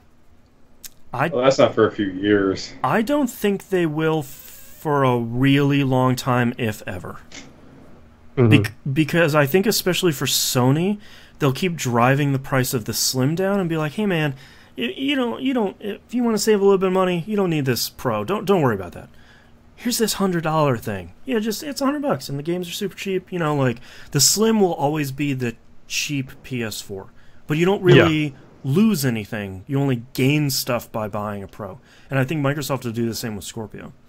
Yeah, I mean, my cousin loved not a big video gamer, but she absolutely loved those stupid quiz games with the big button and the 4 answers. Yeah, I've seen it.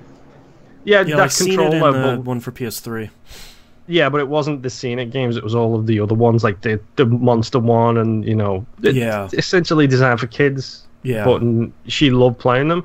Yeah, I would love to see a new Scenic game. Yeah, me too. With your phone. Yeah. Buzz, thank you, Almighty Tooth. Yes, thank you. I made her Christmas one year by going out basically just before the this current generation came out and bought her a £50 PlayStation 2 Slim with like 3 of those games. Yeah. It was £50, it was brand new in box, and it was, for her, it was the perfect solution. She doesn't need the new one, she doesn't need the brand new one about to come out. You know, it's a solution to her video game problem. And there's probably a lot more people like her who will be like, oh, that one's, like you said, that one's $100. That one's £100. That one's £50. Just get that one instead. I miss the whatchamacallit, the board games they used to release all the time. Like Monopoly for Nintendo is still my favorite way to play Monopoly. Or or Life for the PlayStation was the best version of Life I've ever played. Have I got an app on the Xbox One for you? Hasbro Game Channel. Oh God, yeah. Yikes. Yeah, I think the thing from a marketing standpoint is there's always a cheaper console from Microsoft and Sony. And I think for the 99% of people that don't need the Pro, they go, all right, well, this one's $400 and this one's $250. Give me the $250 one.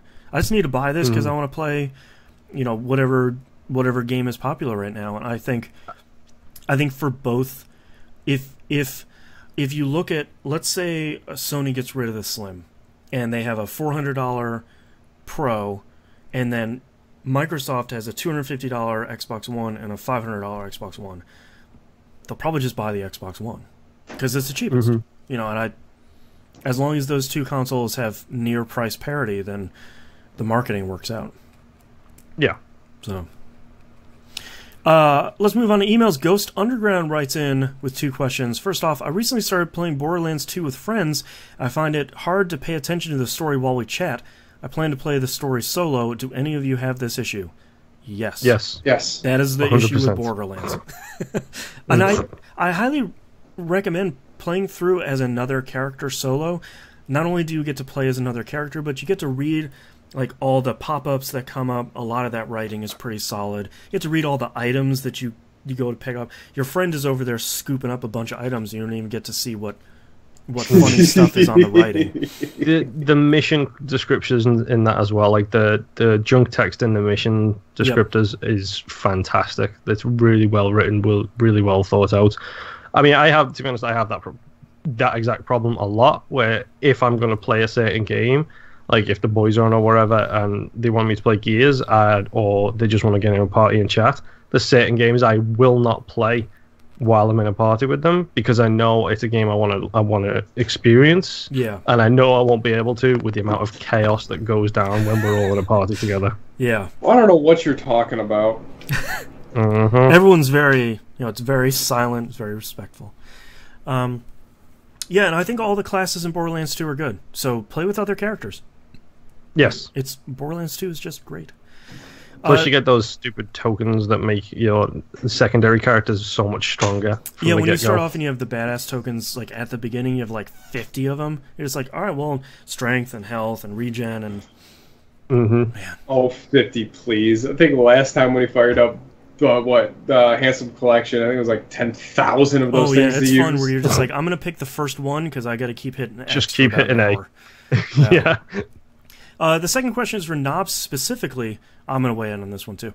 Is Berserk a good place to start for someone who has never watched the series? I'm familiar with the Dynasty Warriors series and their style of storytelling, so I'm not worried about that. P.S. Moonpier is a great addition to the show. Oh. Thank I you. agree. Yeah. Willy Wonka hair aside. Yeah. I would think for an introduction to it, absolutely. Yeah. If anything, this is going to make you want to dig deeper into what that series and that storyline has to offer. It hits all the main story beats. It's probably the quickest way to get through to what you want to know from the series. But there are other avenues that are so much better. I mean, granted, obviously, the print form's still the best. Yeah. The 90s series is still good. Yes, the 90s series is outstanding, but that's going to stop at the Advent, where almost everything stops, where those 3 movies stopped. If you really want to do it, I would go with the 3 movies and the new series, the dubbed anime or dubbed OVA that just came out last year. Yeah. But if you want, this goes deeper in the actual story than any other media you can absolutely purchase. Yeah, and if you like this, just start diving into Berserk. It's all good. Yeah, I would find an anime reader a manga reader online and just pound through it because it is a great story. Yeah. But this is, I would wholly recommend this. If you're mildly curious, this will get you the cliff notes of what's happening. Especially if you like Dynasty Warriors already. This is, you know that gameplay, so you can focus on the characters and the story. Yes. Yeah. And this even actually touched on something that I completely missed through all the watching and all the manga that I've read of it, was actually how Zod lost his horn. Oh yeah. And there's a cool little snippet in this series. I was like, so that's how that happened. Yeah.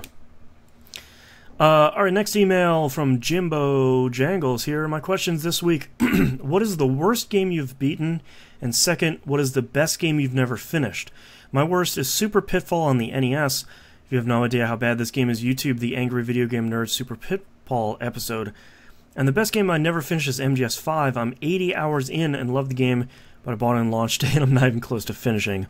Whatever answers later, guys. So, the worst game you have ever beaten?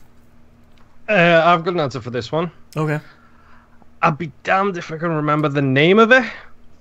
It's a 360 title. It was about a guy who was essentially a private detective, and he worked for angels and devils, and he went through basically trying to... It's a third-person action shoot-'em-up game. I've got Devil it... May Cry? No. It was like a cheap Walmart Poundland knockoff of Devil May Cry, and I beat it, and on the last boss battle, it literally drops to about a frame a minute. Wow. So I only made it through that boss battle by literally spamming the buttons for attack and the super attack and hoping I made it. And I made it. It's on my gamer card. I just need to find out what it was, because I was thinking about this because I think I didn't answer Ada Black. He asked the same question a couple of weeks ago, like worst game we've ever played. And I think we missed it in all the movement talk. But yeah, this game is definitely the worst thing I've ever played because it's just so more bad. Importantly, it's the worst thing you've ever finished. Yes. I think that's the interesting thing about this question is it's not just a game you've sort of started and just suffered through enough and dumped.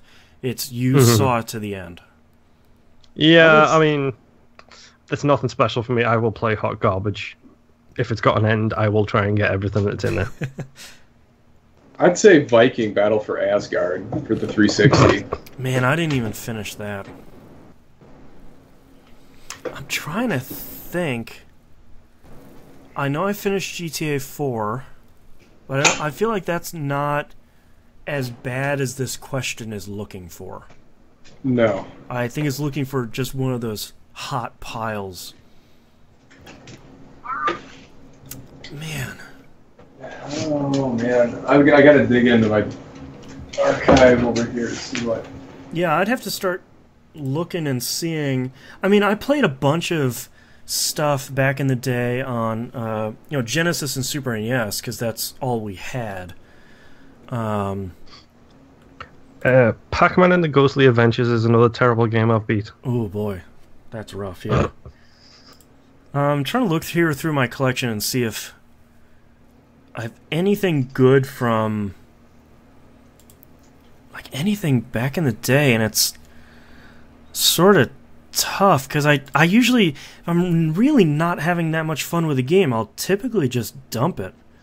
I own NBA Ballers. When did I get that? Wow. I know why you bought it. Because isn't that the T-Pose game? I don't even remember that one. I didn't finish Earth Defense Force Insect Armageddon. That was bad. Ian Koss says Halo. I don't think I finished Halo 1.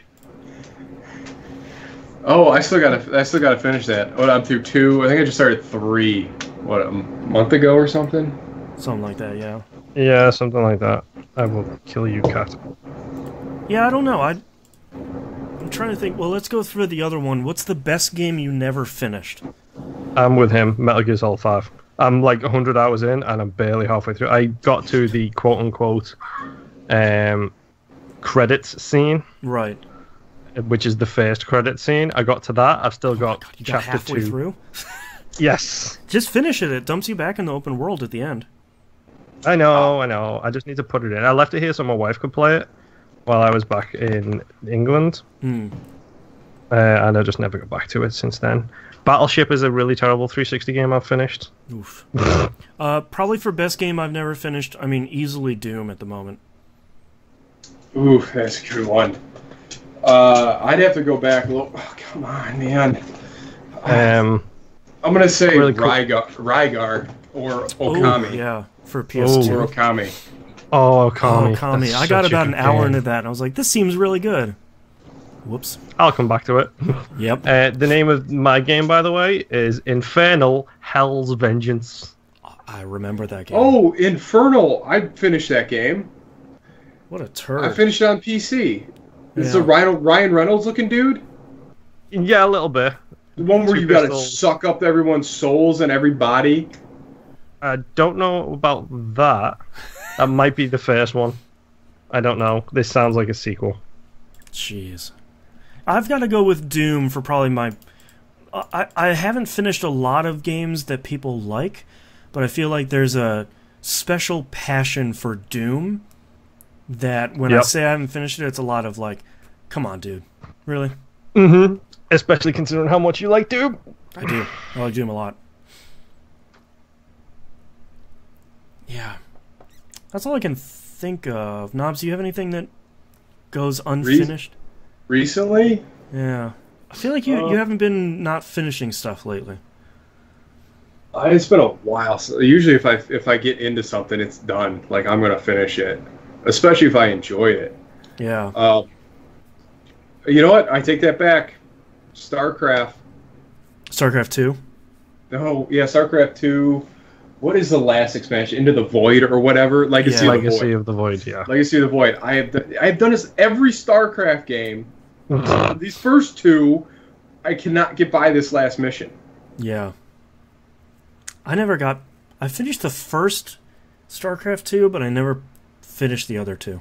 I never finished the original StarCraft. I cannot get by that last level. Yeah. Yikes. Where you're stuck as the Protoss, and there's just too much swarm. Yeah. Well, let's wrap up this episode so we can get back to all that stuff. You can visit us at tvgp.tv, email us tvgpfans@gmail.com, tweet us at tvgp. All the other stuff is on the right-hand side of the page. All right, and arguably Fallout 4. But it's not my cup of tea. You're fine. Join us for our game nights as Monday night, 10 p.m. EST on the Xbox One. We're probably going to play Gears for now and forever. And every other subsequently day on the Xbox One, we'll probably be playing Gears. Somewhere around 9 o'clock. Sometimes in there, from that night on, we were up to 3:30 in the morning on a Friday night playing Gears. Not required. Yeah, I think Ian said that. He said you guys stayed up way too late one night. Jeez. Oh, jeez. It was... Oh, we were all dragging the next day. Then we did it again the next night. That sounds about right. Anyway. Thank you, no power. Tuesday is Destiny night, if that's still a thing. Age of Triumph is coming on the 28th, so we need peeps. All right, so that's coming out. New expansion. Have fun. Last patch. Whatever. Both. Last time to get emblems. Whatever. Yeah. They don't matter anymore. Wednesday is Rocket League on a PlayStation 4, 10 p.m. EST. Thursday is Steam Game Night or PC Game Night. It's 10 p.m. as well, and EST. And then Friday through the weekend, come find us. We're going to play Gears. Watch your show live, twitch.tv/E1M1 Network, that video game podcast on YouTube. Don't forget, Game Club Game of the Month, Axiom Verge. Go get it. It's on Xbox One, PS4, and Vita. I don't think it's on PC. Don't quote me on that. But it's on a bunch of places and probably been on sale. You might even own it already. That's our episode. We'll see you all next week. Laters. Yeah. All right, we gotta knock this out. I gotta go to the bathroom. Something fierce. TMI. Tooth titles or Moonpeer titles. Tooth. No, I was remembering it because Tooth said my favorite game I never beat was Jade Empire. Those monsters. That's my top worst game of all time that I've actually finished. Jade friggin' Empire. Stupid son of a... Okay, titles. Resident Engineer, This Is Too Easy, Lonely Soul, A Regular Sunday, The Love Reactor, Diddly Squat, Oh My God Donnie, For Once It Wasn't Me Explaining, That's Our Donnie, The German, shouting down a wind tunnel, and print form is still the best. Come on, can we do That's Our German? I don't know. I have Don't Like Us, tough. Easy 50, miserable 49. The Raccoons Holding It Down. A Wee Dude. I'm Just a Lonely Soul. Love Pumps. Shouting Down a Wind Tunnel, and Resident Engineer. Resident Engineer is pretty good, though. I like Resident Engineer. I also like Easy 50, miserable 49. Just because Bobs was like, we had an Easy 50, miserable 49. Yeah, I'll go for with Resident Engineer, though. I like that. I'm good with both. Circling Resident Engineer. All right, starting in 3, 2, 1. This is That Video Game Podcast, episode 490 from March 13th, 2017. Resident Engineer. That hot tool's ready to go. Get to work, Scout. Hot tool. All right, thanks everyone for watching. We'll see you next week. Bye.